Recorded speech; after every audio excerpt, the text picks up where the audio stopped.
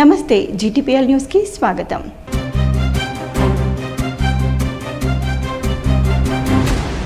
రాజన్న సిరిసిల్ల జిల్లా కోనరావుపేట మండలం ధర్మారం గ్రామంలో చెరువులో మునిగి ఇద్దరు గొర్రెల కాపర్లు మృతి చెందారు.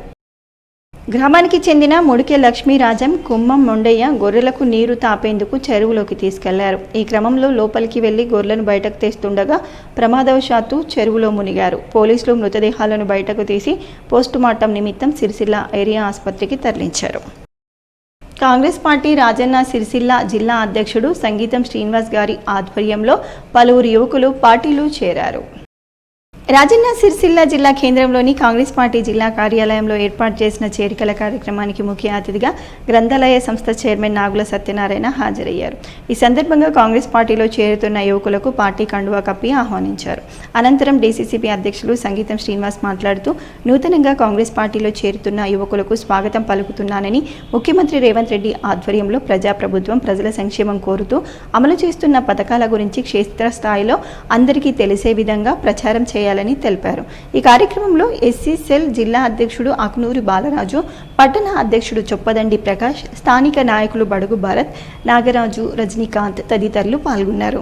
బడుగు బడిహ వర్గాలకు, మైనారిటీలకు కానీ, స్త్రీలకు కానీ, ఈ విధంగా రైతన్నలకు కానీ, గీతన్నలకు కానీ, నేతలకు కానీ వారు చేస్తున్నటువంటి అభివృద్ధి కార్యక్రమాలకు, అలాగే ఈ ప్రజాపాలనలో కాంగ్రెస్ పార్టీ చేస్తున్నటువంటి అభివృద్ధికి కానీ, సంక్షేమ పథకాలకు ప్రజలు చేరవేస్తున్నటువంటి సందర్భంలో పెద్ద ఎత్తున యువకులందరూ కూడా కాంగ్రెస్ పార్టీ వైపు ఆకర్షితులై మేము సైతం కాంగ్రెస్ పార్టీలో జాయిన్ అయి ఈ యొక్క కార్యక్రమంలో మేము కూడా భాగస్వామ్యమైనటువంటి ఒక బృహత్తరమైనటువంటి ఈ పథకాలకు వారు ఆకర్షితులై 8వ వార్డు, 9వ వార్డు నుంచి పెద్దూరు గ్రామం, లేకుంటే ఈ యొక్క సర్దాపూర్ గ్రామాల నుండి ఈరోజు పెద్ద ఎత్తున యువకులందరూ కాంగ్రెస్ పార్టీలో జాయిన్ అవ్వడం, ఈ యొక్క కార్యక్రమానికి ముఖ్య అతిథిగా ఇచ్చేసినటువంటి గ్రంథాలయం చైర్మన్ అన్నగారు సత్యనారాయణ గౌడ్ గారు, అలాగే పట్టణ కాంగ్రెస్ అధ్యక్షుడు అన్నగారు చొప్పండి ప్రకాష్ గారు, ఎస్సీసీఎల్ అధ్యక్షులు బాలరాజు గారు, ఈ విధంగా అక్కడ ఉన్నటువంటి మొన్న కాంటెస్టెడ్ కౌన్సిలర్గా వారి సతీమణి ఏదైతే భరత్ గారి ఆధ్వర్యంలో ఈ కార్యక్రమాన్ని వీళ్ళందరూ కూడా జాయిన్ అవ్వడం, రాజ్ కుమార్ గారి వారి యొక్క యువకులందరూ కాంగ్రెస్ పార్టీలో జాయిన్ అవ్వడం, వారందరూ కూడా నేను హృదయపూర్వకంగా స్వాగతం తెలుపుతూ కాంగ్రెస్ పార్టీ చేస్తున్నటువంటి అభివృద్ధిలో, సంక్షేమ పథకాల్లో మీరందరూ కూడా భాగస్వామ్యమై ఇంకా కాంగ్రెస్ పార్టీని ఈ యొక్క సిరిసిల్ల నియోజకవర్గంలో బలోపేతం చేయడానికి మీరందరూ కూడా సహకరించాలి, ఆ విధంగా ముందుకు పోవాలని తెలియజేసుకుంటూ కాంగ్రెస్ పార్టీ ఇచ్చేటువంటి ఏ కార్యక్రమమైనా కూడా ఇలా పీసీసీ కానీ, ఏఐసీసీ కానీ, అలాగే డీసీసీ కానీ, పట్టణ కాంగ్రెస్ కానీ ఇచ్చేటువంటి కార్యక్రమంలో మీరందరూ పాల్గొని ఈ యొక్క కాంగ్రెస్ పార్టీ కార్యక్రమంలో ప్రతి విషయంలో మీరందరూ పాల్గొని విజయవంతం చేయాలని కోరుకుంటూ ఇవాళ జాయిన్ అయినటువంటి యువకులందరూ కూడా మనస్ఫూర్తిగా కాంగ్రెస్ పార్టీకి నేను వెల్కమ్ చెప్తా ఉన్నాను. వాళ్ళందరూ కూడా ధన్యవాదాలు, శుభాకాంక్షలు. చికోడ్ గ్రామ బీసీ సాధికారత సంఘం గ్రామ అధ్యక్షులుగా గున్నాల గణేష్ గౌడ్ను ఏకగ్రీవంగా ఎన్నుకున్నారు. బీసీ సాధికారత సంఘం రాష్ట్ర అధ్యక్షుడు కొండా దేవయ్య, ఉత్తర తెలంగాణ జిల్లాల అధ్యక్షుడు పోలసా నరేందర్, బీసీ సంఘం state youth working president Mongani Manohar ఆదేశాల మేరకు రాజన్న సిరిసిల్ల జిల్లా ముస్తాబాద్ మండలంలోని చికోడ్ గ్రామంలో బీసీ సాధికార సంఘం మండల వర్కింగ్ ప్రెసిడెంట్ సుద్దాల దేవయ్య, మండల ఉపాధ్యక్షుడు మాచర్ల బాలయ్య, చికోడ్ సర్పంచ్ బొమ్మన ఆంజనేయులు, ఉప సర్పంచ్ అధ్యక్షతన అన్ని బీసీ కులాల పెద్ద మనుషుల సమక్షంలో గ్రామ అధ్యక్షులుగా గున్నాల గణేష్ గౌడ్ను ఏకగ్రీవంగా ఎన్నుకున్నారు. బీసీ సాధికారిక సంఘం state youth working president Manohar, sarpanch Bommana Anjaneyulu, Suddala Devaiah, Naresh మాట్లాడుతూ 42% బీసీలకు ఇచ్చిన హామీలను నెరవేర్చే వరకు ఈ ప్రభుత్వం మీద బీసీలందరూ ఏకమై దండయాత్ర చేస్తామని, లేదంటే ప్రభుత్వం మెడలు వంచి 42 రిజర్వేషన్ని సాధించే వరకు అందరం కలిసికట్టుగా పోరాటం చేస్తామని అన్నారు. ఈ కార్యక్రమంలో గంతుల మహేష్, బాద నరేష్, బీసీ సాధికారిక సంఘం జిల్లా సోషల్ మీడియా అధ్యక్షుడు సురోజుల నారేంద్రచారి, జిల్లా సోషల్ మీడియా కార్యదర్శి శేఖర్ చారి పాల్గొన్నారు. దేవనగర్కి మా గ్రామం తరఫున ప్రత్యేక ఆహ్వానాన్ని తెలియజేస్తా ఉన్నాం. వారికి మా యొక్క బీసీ ఉద్యమావి వందనాలు తెలియజేస్తూ ఉన్నాం. ఇలానే మన జిల్లాలో ప్రతి గ్రామంలో బీసీలు చైతన్యం చేస్తూ సమాజంలో ఎదుర్కొన్నటువంటి బీసీలు అన్యాయానికి గురి అవుతూ ఉన్నారు. రాజకీయంగా, విద్యాపరంగా, సామాజిక పరంగా అనేక రకాలుగా అణచివేయబడతా ఉన్నారు. వీళ్ళందరినీ చైతన్యం చేయాలని బీసీ ఉద్యమాన్ని అందరం కలిసి పెద్ద ఎత్తున ఆందోళన కార్యక్రమాలు చేస్తూ ఈ దేశంలో ఉన్నటువంటి బీసీలందరినీ చైతన్యం చేయడానికి పెద్ద ఎత్తున ఆందోళన కార్యక్రమాలు చేయాలని తెలియజేస్తా ఉన్నాం. ఈ అవకాశాన్ని కల్పించిన పెద్దలందరికీ నా యొక్క విప్లవ వందనాలు తెలియజేస్తాం.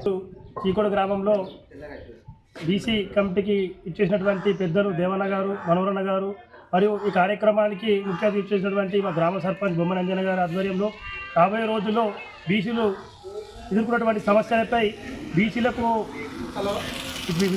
జరుగుతున్న వివక్షతను తొలగించాలని, రాబోయే రోజుల్లో బీసీ ఉద్యమం మరింత ఉధృతం చేయడానికి గ్రామాన కమిటీలు ఏర్పాటు చేసుకొని రాజకీయంగా పరంగా కానీ విద్యాపరంగా కానీ ఏ విధమైన చూసుకున్నాం అంటే బీసీలకు జరిగిన అన్యాయం అయితే ప్రపంచంలో ఎక్కడ పేరు బీసీ అని చెప్పుకుంటూ ఈ ప్రభుత్వం బీసీలకు సమన్వయం కల్పించకుండా బీసీ ఉద్యమంపై చెప్పుకొని బీసీలో టికెట్లు ఇస్తామని చెప్పేసి మేము పార్టీ పరంగా వేసుకుంటామని చెప్పేసి సందర్భంగా చూస్తూ ఉన్నాం.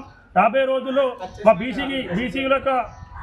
బీసీల యొక్క ఐక్యతను తగ్గే విధంగా మేము చూస్తూ ఉంటే రాబోయే రోజుల్లో మరింత ఉధృతం చేసి అసెంబ్లీ ముట్టడి కూడా మాకు రావాల్సిన నిధులు కానీ రావాల్సిన ఉద్యోగ భర్తల విషయంలో కానీ రాజకీయ విషయాల్లో కానీ మాకు రావాల్సిన బీసీలకు కావాల్సినటువంటి కోటాను మీరు అసెంబ్లీలో కూడా ఆ బీసీకి కావాల్సినటువంటి కోటాను మీ నిధులు ఇవ్వాలని చెప్పేసి మా చీకోడు గ్రామం తెలియజేసుకుంటున్నాం. జై హింద్, భారత్ మాతాకి.